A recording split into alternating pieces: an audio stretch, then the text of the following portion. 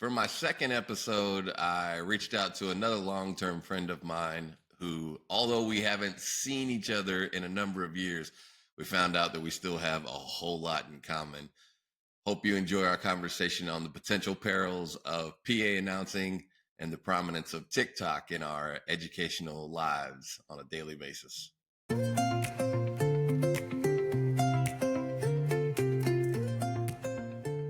It is my pleasure to welcome to my studio and introduce to you guys a very good friend of mine, Mr. Jason Brosheezy. Jason, thanks for joining us today. Absolutely. Thanks for having me, Kibby. No problem, man.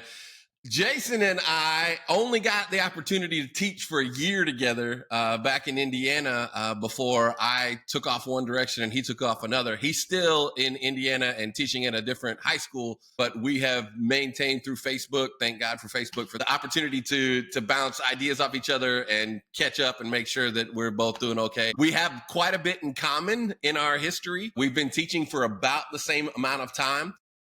So we had the opportunity to catch up a little bit before we hit record today, and a couple of interesting things of note came up, and that is that I did not realize that my buddy Jason here is a PA announcer for football and baseball and has dabbled in a couple of other sports as well and has been doing that for even longer than I have. I've been doing it for 10 years, and he's been doing it for what? Probably 15 16 years. Yeah, So as we're kicking around stories about similarities and differences between class systems and what the schools are like here and there, a couple of neat things came up. And tell me about the first time you had the opportunity to announce your son's pass. I knew that was going to come up. So I've been a football PA announcer at our high school for probably 15 years. The last 7 years, my boys have played. My oldest son graduated, but he was a football player. And now my younger son is going to be a junior, but he's been our starting quarterback since his freshman year. And the first game that he started, it's the third game of the season. We're playing another high school here, and my nephews play for that school. So I have a nephew that was a junior at the time, has graduated, and is going on to play a Division I college football. He played for the other team, right? He played for the other team. Okay. So I'm not kidding when I tell you I'm up in the booth, I'm announcing. The first pass my freshman high school varsity quarterback throws is a pick six to his cousin. So I'm in the booth. I have to announce it, right? This pass thrown by my son, intercepted by his cousin for a touchdown. They have the same last name, right? Of course, yeah, same last name. Not only did I have to announce it, but then the news kind of picked up on it. So then when they did the report on the game and showed the pick six, it was, of course, my son to his cousin, the connection, right? To his cousin, but from the wrong team. So that was literally his first varsity start. The first throw in his first varsity start was that pick six to his cousin. That fires me up because I've had two nephews that went through the school where I teach or taught here, and my sons both go to that school as well. So the opportunity to have your kid or one of your relatives be engaged in something cool that you get to announce is it's palpable. You're so excited. You're so nervous that you're going to say it wrong or do something that they're going to hate you for. But at the same time, you're so excited because you get to say their name and all that stuff. And to have that happen. Here's the thing, and you probably understand this, right? You're trying to be a fan. You're trying to be a dad. You're trying to be an announcer. You're trying to do all those things at the same time. But when your son is the quarterback, for sure, great things are going to happen. But then terrible things are going to happen, and you're trying to figure out the best way to announce both of them, right? You can't get too hyped when he does something good or too down when he does something bad. So, just going through that balance of trying to be I want to watch, I want to be a fan, but I know I'm announcing too. So it can get interesting for sure. And I can tell you, we kicked around a little bit about how chaotic trying to be a PA announcer, especially for football, is. Absolutely. Because you're up in this press box. And for those of you that don't have any experience with this, you're not by yourself in this little press box. You're in there with whole bunch of other people that are also doing their job. So to give you an idea about what my press box looks like, it is beautiful, it's state of the art, it's awesome. But they designed this to have a section for a spotter and myself, 3 people that are on scoreboard for different various reasons, and then somewhere between 4 and 6 people that are running the entire media productions program, which that means they are directing cameras on field. They're putting stuff up on the scoreboard. They're talking to each other. The 3 gentlemen that are to my right that are doing the scoreboard are all alumni of the school where I announce. They're all very passionate and they have zero filter about what they're saying, right, during the game. That's a horrible freaking call. That's the worst call I've ever seen. Oh, yeah. And I'm right next to them trying to sound intelligent on a microphone. A couple years ago, and I'll never live this down. A couple years ago, we had an unfortunate place kicker. I won't tell you his last name, but I will tell you his first name was Braxton. I like to say both of their names, first and last name, when I go out there, just to keep mamas happy and make sure that I know how to say their name and everything. So one time we get a touchdown, and because of all the chaos that's in the booth and all the people that are talking, somehow down the line, while I'm live on my mic and I'm saying things, here it comes. I said, cue Braxton Hicks for a PAT attempt. Braxton freaking Hicks. Immediately, the whole home sideline, I'm behind them, right? And they all go. And I'm like, what did I say? My spotter said, you just called him a contraction. And I said, what?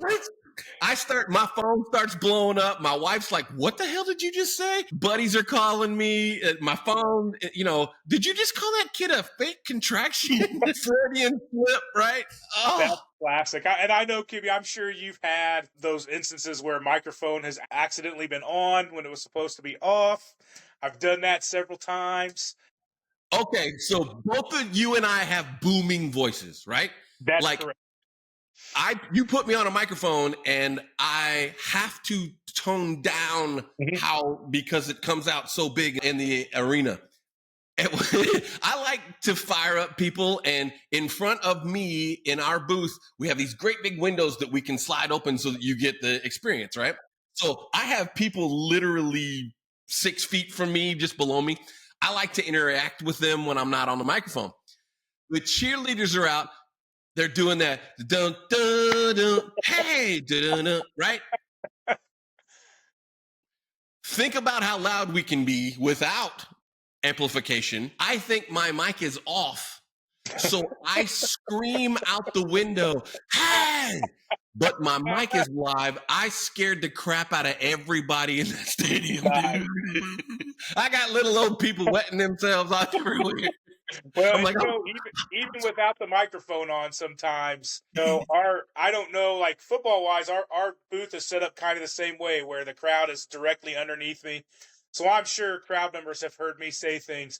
Our baseball booth, where I sit in the press box at the baseball games, is right behind the backstop, right? So, like, for sure, even without the microphone, if I'm cheering or yelling, people can hear. And I've had multiple times where I've gotten warnings from umpires. You got to stop yelling at us from the booth. That's not right. Because I'm watching the game and my kids are playing, especially, I'm pretty animated. And, it's there. You've not experienced that until you've been threatened to be thrown out of a baseball game as the PA announcer. Even had an umpire, which I have done and have happened to me several times. So again, it's that balance, right? You're trying to be a fan, you're trying to be a dad, you're trying to be an announcer, and all of that kind of meshes into the one thing where you're trying to be professional. Another thing that we have in common, and this is kind of a roundabout way to get there, is I have been a boys golf coach for large Class A, 4A, however it is that you designate it, programs for over 14 years. It comes along with a certain set of expectations from your athletic director, the schools, that type of thing. It's very serious. There's no such thing as a day where you don't have practice, right? I don't care what it's like outside, you do it. Then I come moving out to Nebraska, and I go from a Class A school to a Class C school, significantly reduced in size. And when I got offered this position, it came along with a girls golf position. And I was like, that ought to be fun. Maybe take a little pressure off. It's not going to be the same intensity level. It just so happens that the 5 girls that came out for the golf team, none of them have ever touched a golf club before.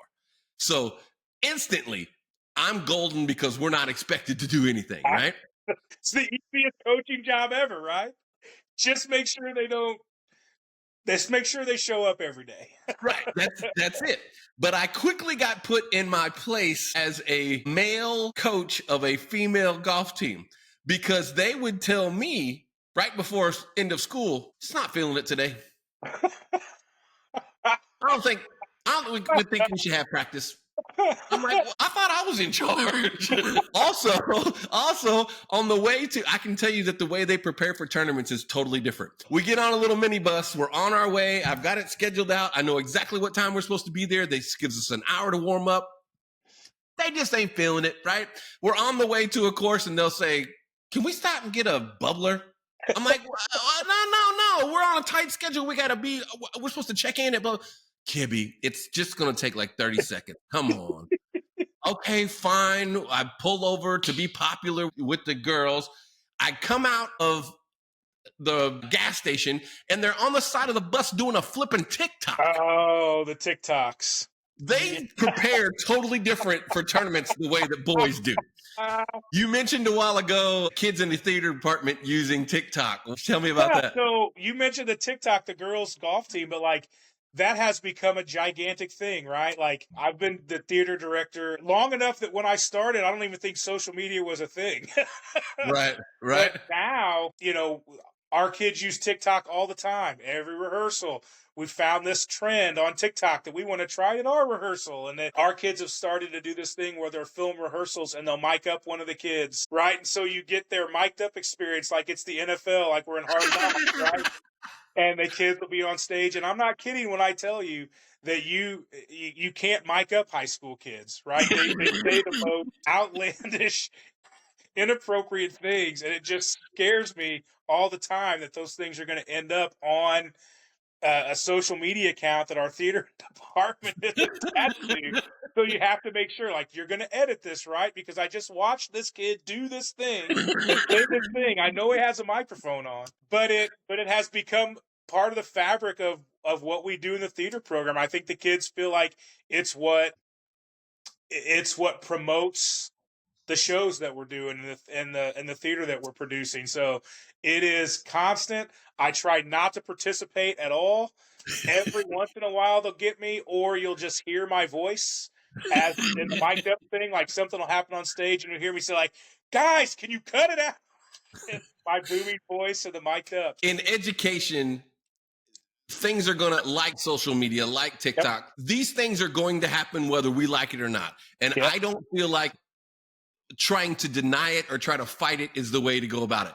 Here's a train going 100 miles an hour. If you step in front of it, you're going, right? You can either stand there while it goes by or you can jump on board. Yeah, and I'll tell you, it's, I don't mind. It's funny to me, right? We wouldn't even have thought about that 35 years ago when I was in high school. I'm so happy there weren't cameras and cell phones when we were kids. Kibby, listen, we could run a whole podcast about the things that I did that if they were on camera. You wouldn't be in the position you're in right now. That is correct. But I think especially in our theater department, right? I think it builds camaraderie. I think it builds cohesion. I think when a cast gets together and decides that they're going to produce this social media thing, whether it's a TikTok, whether it's an Instagram post, I think it helps a lot. I think it helps with mending together and putting a show together. So I've never denied it. I've never stopped them from doing it. I've actually decided I'm going to use it. These girls that I told you on the golf team that have never played golf before, I figured out that was a way that I could actually motivate them. Yep. Like, listen, if you guys will just focus for one round and see what happens. If you place in this tournament, if you guys medal in this tournament, I'll do a TikTok with you before we get on the bus. And you wouldn't believe, they're like, oh, and everybody's on board. Now all of a sudden they're motivated, right? Just for one stupid video. Absolutely. I agree with that. That happens, right? It has been phenomenal catching up with you. Thank you so much for coming on and sharing. Great to see you, brother. All right, Kibby. Take it easy. We'll talk soon.